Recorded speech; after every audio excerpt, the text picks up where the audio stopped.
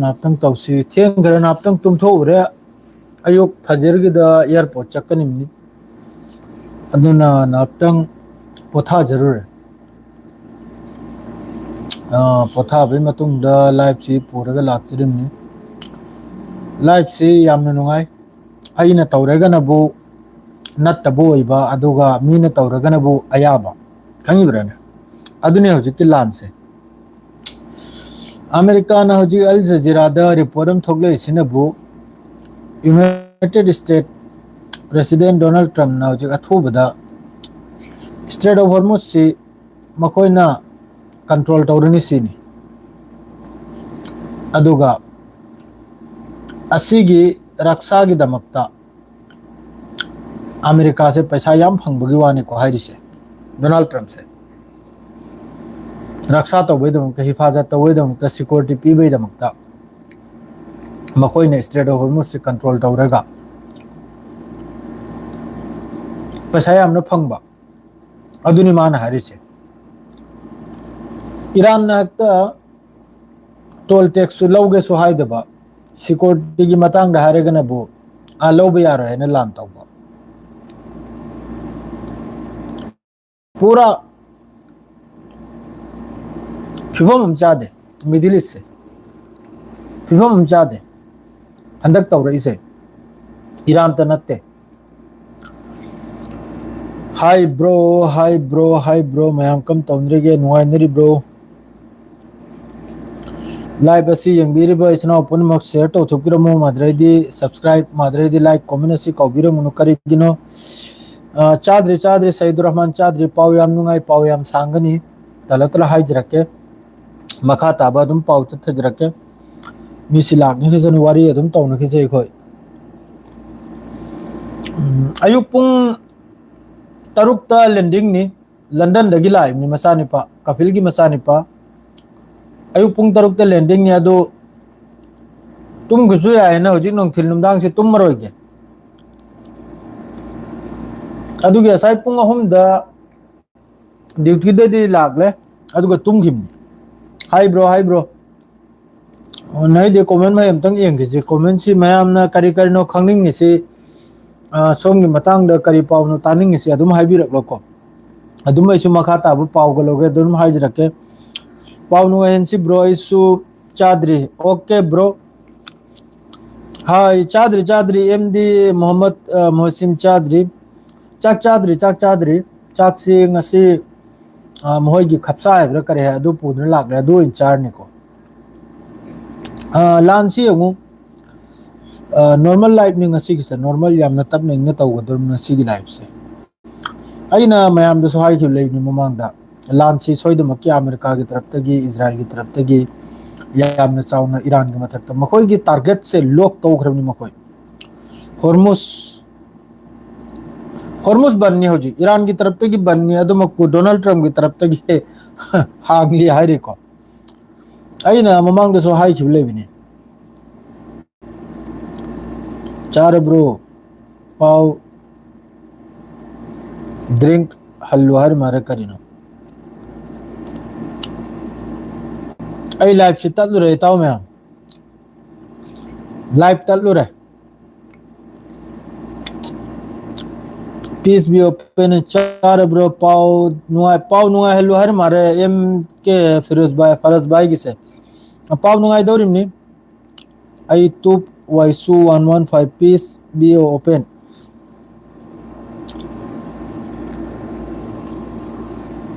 लानसी कनुम तनते Iran अमसुंग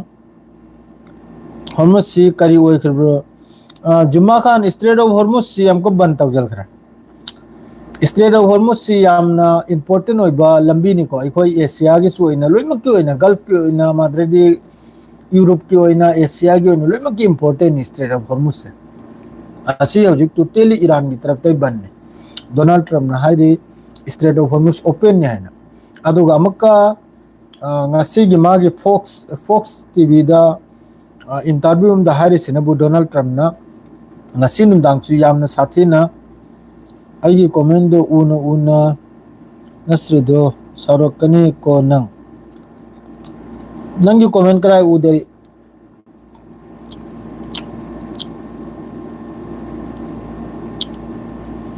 comment lakte nangi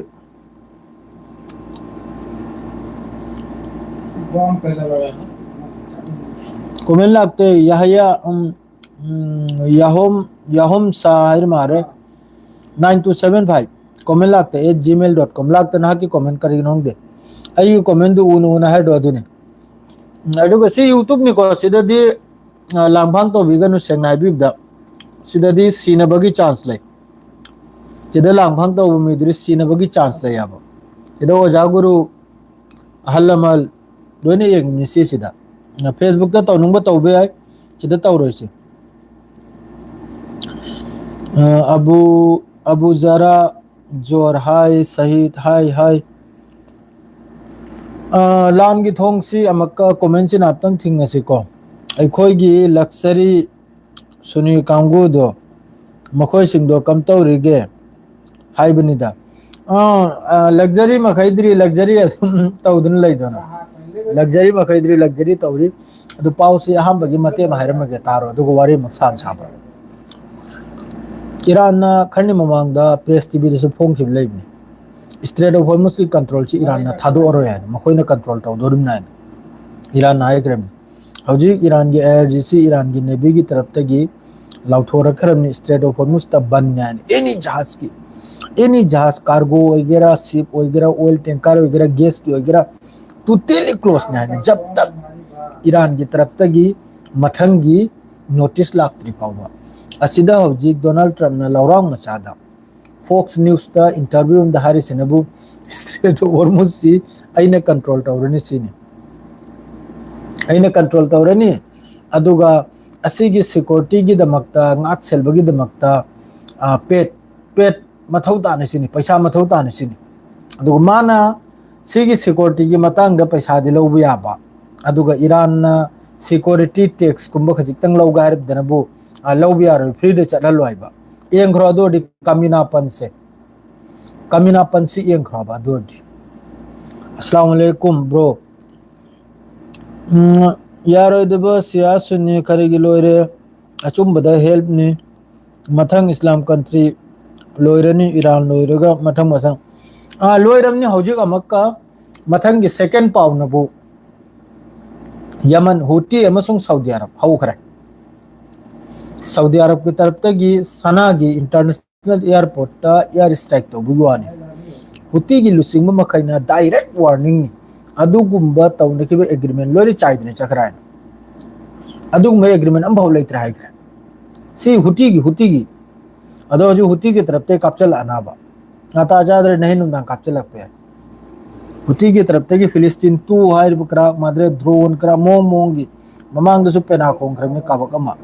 एखोन लेरी मफम से ममांग दसु चाइना रसिया अमा तौरगा लोइजल खरिमना बा कतर फतर मयम या चाइना न लोइजल खरिमनी यान हलमिमनी द हजिक के अदुसु हुती न ngasi हाइदोक्लम ले हुती की मोहि की अंसारुल्लाह की लुचिंग बदो अदर मोहि की जनरल दो अदुना थोकलगे स्टेटमेंट पिरम ले सी की जिस तरह हजिक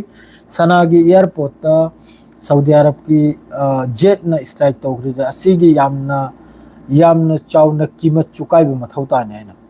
पूरा करीब दिल लांग सिस्पेयर करीब लेता ना लाउथोकलम सोम द ईरान गसु थोंग हांगले सोम द सऊदी गसु थोंग हांगले लोइरे ईरान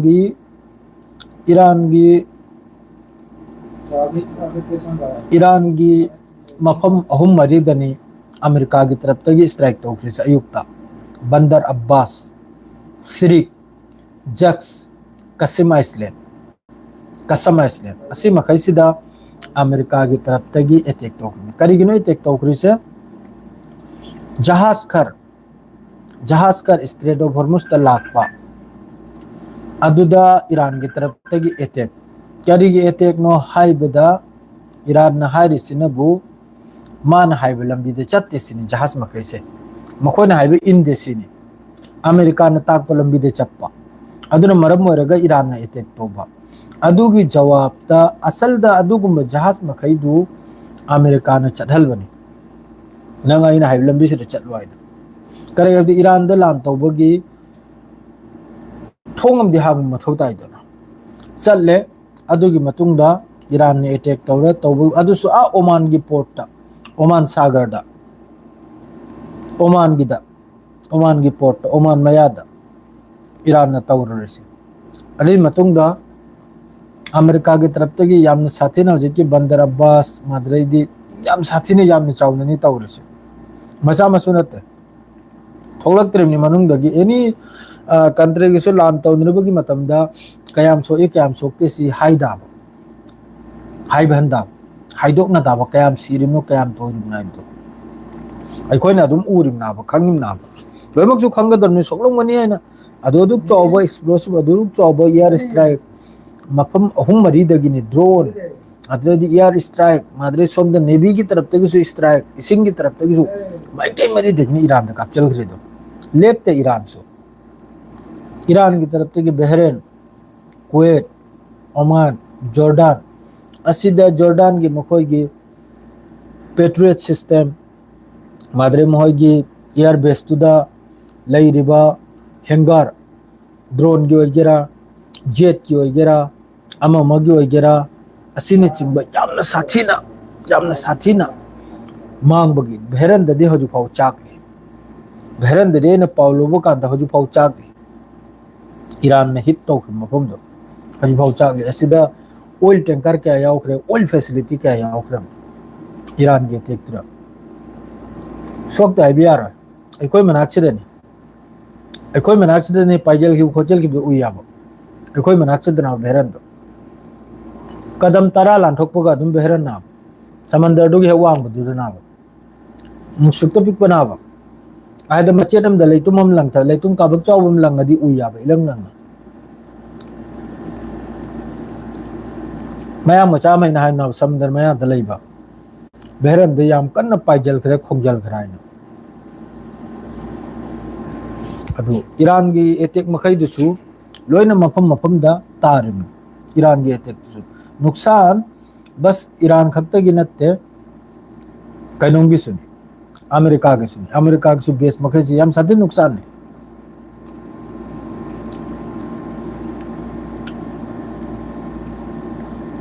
सिराय आफ्टर सना एयरपोर्ट अटैक सना की एयरपोर्ट अटैक तौबगी मतुंगदा यमन की हजिकी हुटी रूल तौरिबा ग्रुप अदुगी तरफ तगी कंफर्म तौरखरे सना की एयरपोर्ट अटैक तौबसी सऊदी अरब ननी अदुगी जवाब यामना थुन्ना पीगनी सिनी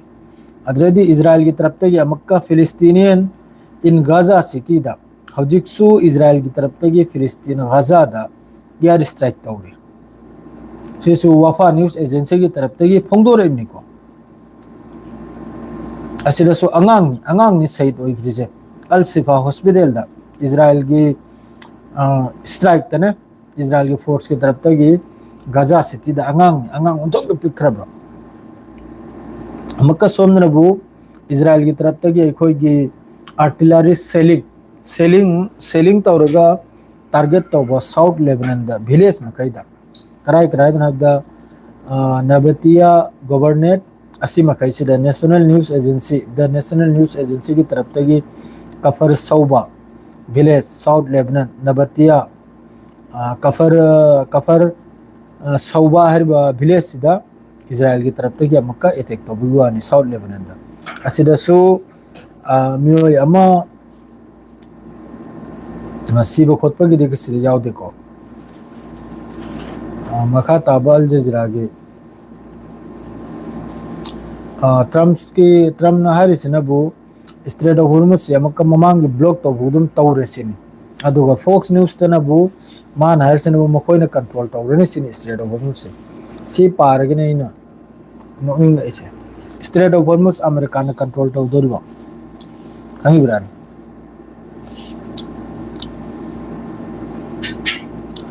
हाय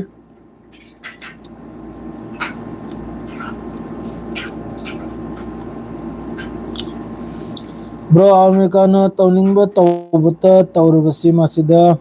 ईरान ना रा लेगा खने मासिदा मुसलमान खाली बसे करिनो मोइसी जोस ओलगे मखोइसी अदुम हैदुगा चपमानरमनिदा सोइनद्रमनि नंबर अमुक्ता हारो ब्रदर गी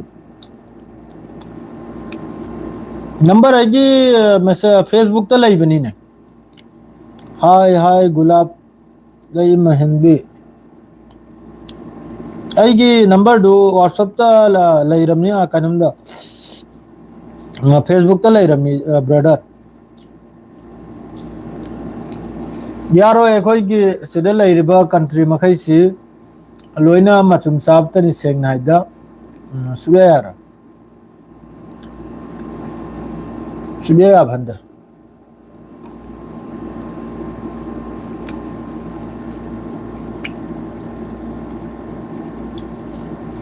ईरान की तरफ तगी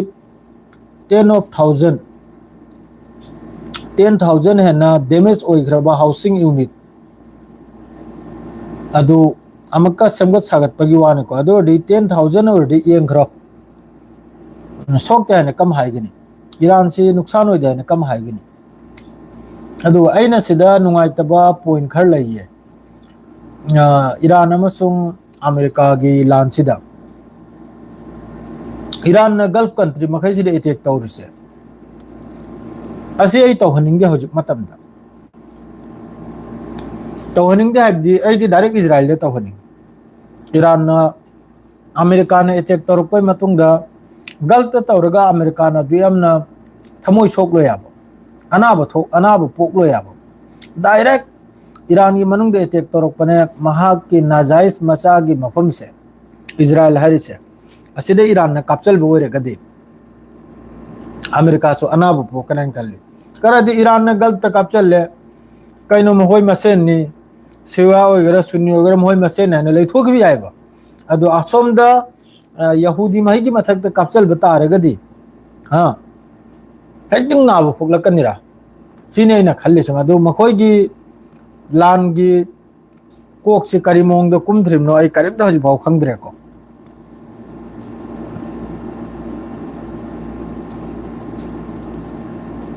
यामना चावना तौखरा यामना चावना सनागी एयरपोर्ट ते स्ट्राइक तौखरिसी यामना चावना नि तौखरिसी यामना चावना नि सिगी रिएक्शन सोइदमकी लानि ngasi सुबसोय सोइद्रम यामना चावना सिदम का सेनकॉम की तरफ तक हाइदोरेसिन ईरान की submarine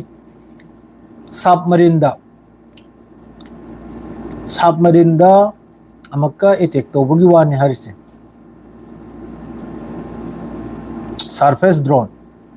yesterday multiple one-way attack surface drone CENTCOM force successfully struck submarine and ship maintenance facility submarine amasung ship facility da ship maintenance facility da CENTCOM की तरफ तक यामना चावना तौखरे ईरान दा यामना चावना तौखरे अद्रेदी ईरान की जहाज मचा मचा दो ईरान के हौजिक की स्पीड बोट है मचा लेत्राने अदु मखैदुरसु यामना चावना अमेरिका की बंदर अब्बास नबल बेस माद्रेदी असी मखैसिदा यामना चावना एकदम लगातार 1 by 1 first stage second stage third stage है ईरान की तरफ तक अदुम लेपलेगा गल्फ के कंट्री मखैसिदा अमेरिका की बेस लेरि मखैसे असिदे ईरान की तरफ तक लेपलेगा नि तौखरिसे लान से यामना कले इमनि नुमिचबो कले इमनि ब्रदर कम दौरी नुंगारी बोई चाक चार ब्रो चाद्री अरब देश असी अमेरिका की अदुगुमदी रकन हे नुआइतेने पावदा ब्रो की वाखल दु यामना चुम्मी इजराइल दा वरना अदुने हैना हारिबा यूएसए की बेस दिगनी हाई मानी यूएसए की बेस ता तोरमी अदुसु यूएसए की बेस ता तौबदु बेस तो मचा नि लैदिदो ईरान की तरफ तक मिसाइल से लॉन्च तौखिमने मखोय की रडार लोइना खंगथ्रमने ईरान की तरफ तक टारगेट तौर इसी जॉर्डन की बेस तनी बहरन की बेस तनी सऊदी की बेस तनी हैना खंगखिबुग लोगेदा मिसाइल ला हैना दि कादना दि लैताब अमेरिकन फोर्स मखैदो मसा हिंबगी दमक चंगजल खरे दोना मसा हिंबगी दमक बंकर मनुंग दरा करोम न चंगरे दोना अदुरा नुकसान ओइरिदुना अबदि अमना मागी कसो अमांग बना ताब करायदुना ओइरिदो गल्फ इस्लामिक कंट्री मनुंग द लैब बेस तनी हां ईरान ने तौरी से इस्लामिक कंट्री जॉर्डन वगैरह बहरन वगैरह सऊदी वगैरह कतर वगैरह कुवैत वगैरह ओमान वगैरह गल्फ इस्लामिक कंट्री ना मसी मनाओ ना मकोय अदुरो तौरुदो अमेरिकान डोनाल्ड ट्रम्प ने खंदोक नबे दो मयाम फोरिनी मयाम बगी देश तौरुनी मनाव की देश तौरुनी तौजनी आई ईरान बु नई रदी आई लोइरे दने खलम बे आइबा अदो असोम दे यई रुब तारगदी इजराइल दे यई रुब तारुदे सागी ब्लड हारिदो अदुनी ई हारिदो अनाबम पोकला कनाब सोम दरी असाई ई मसेन नि ई से यानो जरूरी ना ब्लड से खंगी बरने लका महरसु मैत्री अमदा यामन साथीन मीनु सिलक्तब द पांगल का चिक्तोर सु थाउन लकनाब यामने एक दिन बोरसु लास्ट टाइम दा अदुम तौदना तौनरक पै चांस अम ले याब असाई ई दो अदुम तौदना मदु डायरेक्ट अहम दो फुब तारगदे असाई मादी मोय मसेन नि दो जायनीस अदर अंगांग हतो पार्टी नि दो इमाय को इपा बु हत खरे इपा फुबी खराय ने पोतो टेंशन दो ओय दो हेलकना अदुना नि हजु फबो लान तौबै नियमाय खंगद्रि ईरान सु खंगद्रि अमेरिका सु खंगद्रि इना दुम उजंदा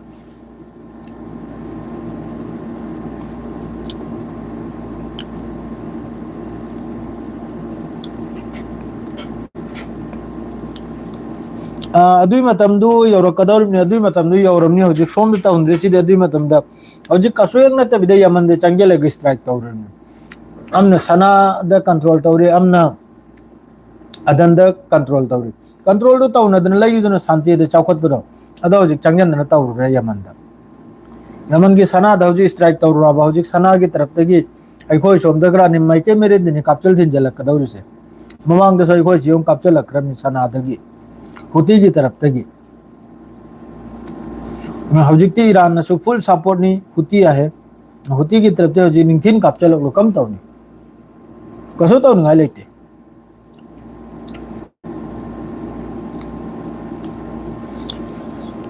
नहल ताऊ खरे मादो हजिक नहीं की अरांग नहल की सिद्धि तौद्री को ईरान की तरफ ते अरांग नजरे तौद्री ऐसी पॉइंट खर ले असिदा पॉइंट यामना इंपोर्टेंट ओबो पॉइंट खर ले इसनाउ सिंग सिम खंगहौरो ईरान मनुंग दा स्ट्राइक तौरपो कांसिदा ईरान ने यंगिसे कम बगी एयर स्पेस सीजन रिमनो कम माइकैदे पाइजलेनो असिनि यंगिसे अदुगुंबा मफम अदुगुंबा बेस तगी होजि ईरान न तौखरि मखैसि असिगी बेस मखैसि दगी सीजन रखपा खुचु खुलाय सीजन रखपा जेट फाइटर यावरेबा अदुना नाबा ईरान न तौरिसे ईरान न हक्ता बगैर कैनोमदना ईरान न साफ हाइग्रमनि ममांग दसु सिगी द लैरबा रीजन से द लैरबा अमेरिका की बेस अदुगुंबा कंट्री दुना करिगुंबा बेस तो पीब तारगदि अदुदगी ईरान दे अटैक तौबैदमक्ता सीजन लप तारगदि अदुगी कंट्री दुरे अटैक तौने अदु हौजिक हारिबा ईरान न हौजिक तौग्रि मफम मखैसे कुवैत ओइगेरा कतर ओइगेरा बहरन ओइगेरा अदरेदि ओमान ओइगेरा जॉर्डन ओइगेरा असि खरखर सो याबा ईरान दा हौजिक अटैक तौबसिदा 140 टारगेट करा से सानकरमि 140 टारगेट करा से ईरान की मनुंग दा अदुसु साइड अमदता स्ट्रेट ऑफ हॉर्मुज की नग्या दा कसेमा आइसलैंड ओइगेरा जक्स ओइगेरा सिरिक ओइगेरा बंदरबास ओइगेरा साइड अम खक्तनाबा मादरे हौजिक यामना करन तौरिसी बुशेर न्यूक्लियर प्लेन से न्यूक्लियर फैसिलिटी से असिदे यामना करना असिगी नग्या दा मनाक्ते यामना करना अटैक से तौरे असिसु रशिया की तरफ तगी वार्निंग थारक्रमनि करिगुंबा न्यूक्लियर हौजिकी फैसिलिटी दुई मथक्ता तौब तारगदी अदुरगी रेडिएशन थोकलकपसिना अरब मखैसु लोइना सीने आइना फिंगबै वाले तन ईरान बुदी सुमसु सीदरबै अरब मखैसु सीने ओमान ओइगेरा कतर ओइगेरा असि मखैसे अदुसु रशिया की तरफ तगी हाइग्रम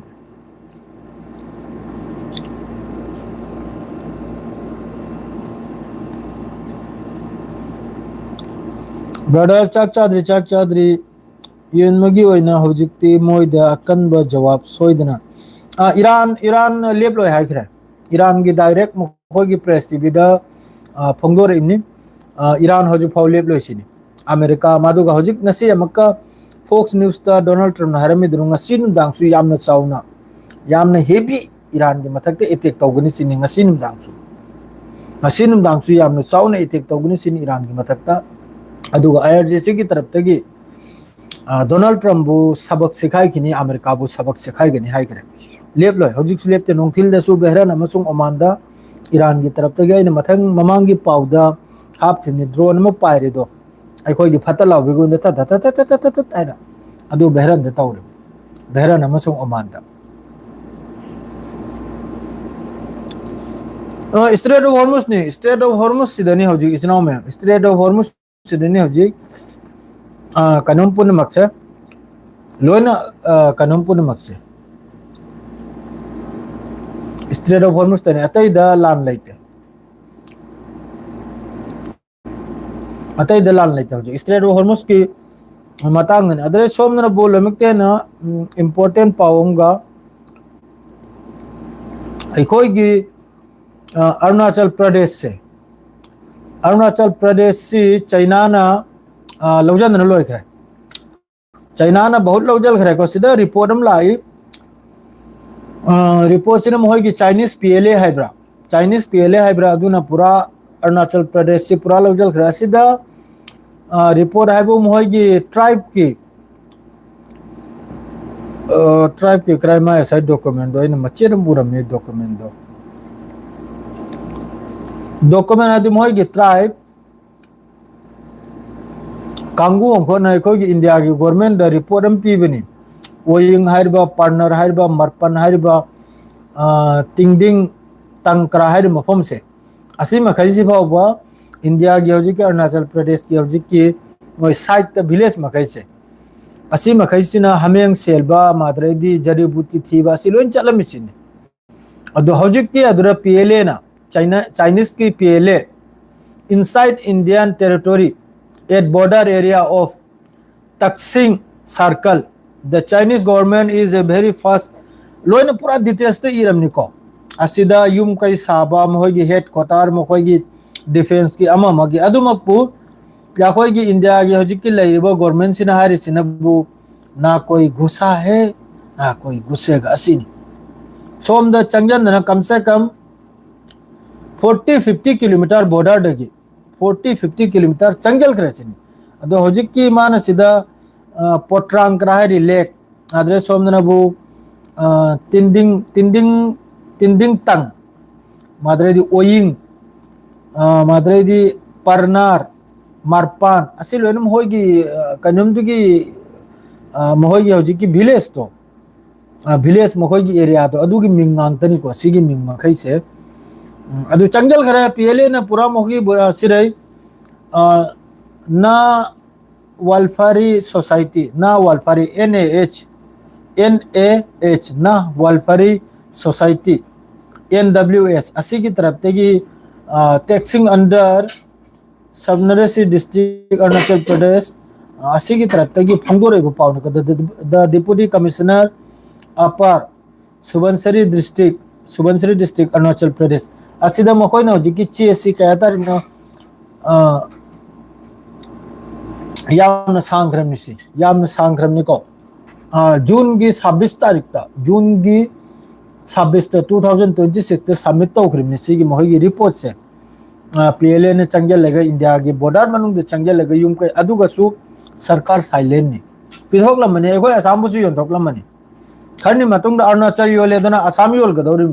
हौजी की बीजेपी गवर्नमेंट सिना हौजी की लेरबो गवर्नमेंट सिना आसाम से योंथोकदौरिम चेन्नई मकुत्ता अरुणाचल से योले आसाम से योले दौरिम सिमियो करी तो संधि धीरे कोइना अदियम की रिसी करी गिनोने चाइना की मतांग स्टेटमेंट हम पीब की रिसी करी गिनावा चाइना की चिंगबिंग आइब्रा हैना करम सोंजल खरम मोइना कोंगसिदा अदुनी इचनाव सिंह हिगी अपडेट हाइबु ngasi numdang su Iran ki mathak siri yamna chawna lanam torokpagi mathau tai adu Strait of Hormuz ki nokning bai bu Fox News ta American arsin makoina control tawrani aduga tax ama paid lot of money paid taw mathau ta ni sin chathokpagi damakta se hokte ne hojiki minute kuntha su khre ware chnaw sing swai sira pause dum loi jalasi behran hojik su Iran ki taraf ta gi attack ni gulf ma khajira taw gara sanu se खर मक्तलोन सी नखरा सने मक्ता गजा दे सिरबे सिर मखोय जुगर सिजरनि से सेंगना the Gaza the नमिचु मी तराकुल सिरमि कनाम त ngamgui दे मखोय जुगर सिजखरा सनो खर मक्तलो इसेंग चंग बिवाने अदोर ग शांति होइनि सियार ग लोजरे चनाव मैम अस्सलाम वालेकुम।